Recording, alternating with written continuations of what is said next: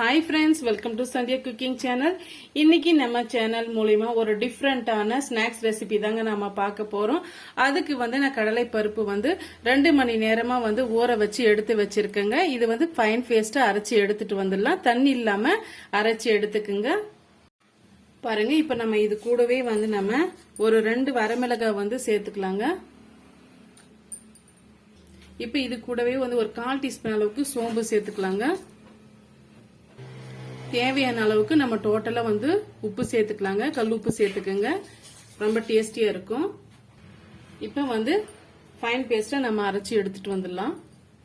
இப்போ ஒரு மிக்சிங் பவுல் ஒன்று வச்சுக்கலாங்க. நம்ம நல்லா அரைச்சி எடுத்துட்டு வந்துட்டோம். பாருங்க, இந்த கன்சிஸ்டன்சிக்கு இருக்கணும்.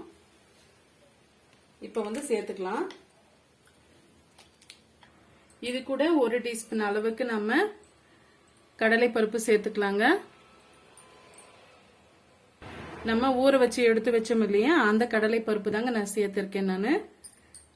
இப்ப அது கூடவே பாத்தீங்கன்னா நான் ஒரு கைப்பிடி அளவுக்கு நான் கோஸ் எடுத்து வச்சிருக்கேங்க. அதையும் நம்ம சேர்த்துடலாம். ஒரு பெரிய சைஸ் வெங்காயம் சின்ன சின்ன பீஸுகளை கட் பண்ணி வச்சிருக்கேன். அதையும் சேர்த்துக்கலாம். 5-6 பச்சை மிளகாய் கட் பண்ணி வச்சிருக்கேங்க. அதையும் சேர்த்துக்கலாம். இது கூடவே ஒரு 1/4 டீஸ்பூன் அளவுக்கு இஞ்சி பூண்டு பேஸ்ட் சேர்த்துக்கலாங்க. இதெல்லாம் சேர்த்துட்டு நல்லா மிக்ஸ் பண்ணி கொடுங்க.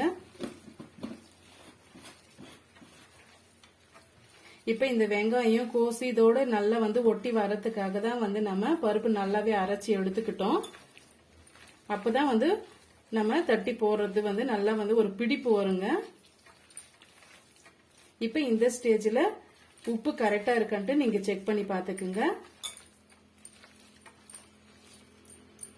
இப்ப நம்ம உருண்டைகளை நம்ம செய்து வச்சுக்கலாம். இப்ப நம்ம தட்டி சேர்க்கறதுக்காக போதுமான அளவுக்கு நம்ம ரீஃபண்ட் ஆயில் சேர்த்திருக்கோங்க. நான் கடலை எண்ணெய் சேர்க்கல. இப்ப எண்ணெய் நல்லா காஞ்சி வரட்டும். அது வரைக்கும் நம்ம வெயிட் பண்ணலாம். பாருங்க, எண்ணெய் நல்லா காஞ்சி வந்துடுச்சு. இது போல நம்ம தட்டைகளா செஞ்சு வடை போல செஞ்சு எண்ணெயில சேர்த்துக்கலாம். இப்ப மீடியமான ஃப்ளேம்லயே வச்சுக்கோங்க. எண்ணெய் காய வைக்கும் போது மட்டும் நீங்க ஹை ஃப்ளேம்ல வச்சுட்டு நம்ம தட்டி விடும் போது மீடியமான ஃப்ளேம்ல வச்சுக்கணும்.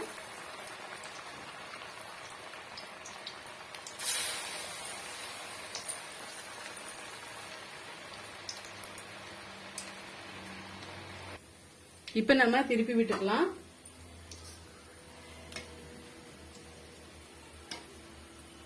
இது போல நீங்க கோசுல சாப்பிடாத பிள்ளைங்களுக்கு இது போல நீங்க செய்து கொடுங்க. ரொம்பவே விரும்பி சாப்பிடுவாங்க. நல்லாவும் கிறிஸ்பியாவும் இருக்கும். இது போல நம்ம செய்து கொடுக்கும் போது நம்ம கோசு சேர்த்து இருக்கோமா அப்படின்ற ஒரு விஷயமே சாப்பிடாத பசங்களுக்கு தெரியவே தெரியாது.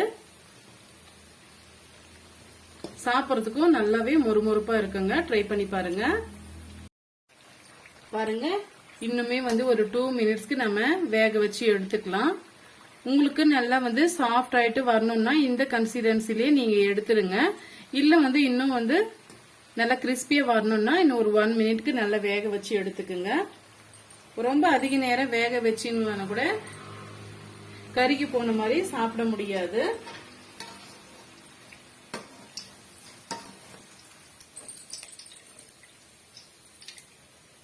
பாருங்க, ரொம்பவே ஈஸியா நம்ம செய்து எடுத்துக்கிட்டோம். இதே போல எல்லா பேட்சுகளையும் நம்ம போட்டு எடுத்துட்டு அப்புறம் பார்க்கலாங்க. பாருங்க, கோஸை வச்சு ஒரு சூப்பரான ஈவினிங் ஸ்நாக்ஸ் நம்ம செய்து முடிச்சுட்டோங்க. இது ரொம்பவே கிறிஸ்பியாவும் உள்ள சாஃப்டாவும் இருக்கும். நான் உங்களுக்கு அது எப்படி இருக்குன்ட்டு நான் காமிக்கிறேன். பாருங்க, பார்க்கும் போதே தெரியும் மேல கிறிஸ்பியாவும் உள்ள சாஃப்டாவும் இருக்குதுன்னு.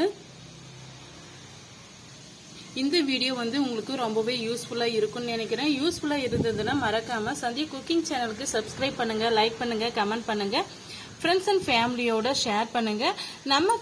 நம்ம சேனலை சப்ஸ்கிரைப் பண்ண மறந்துடாதீங்க. தேங்க்யூ ஃபார் வாட்சிங். Thank you my friends.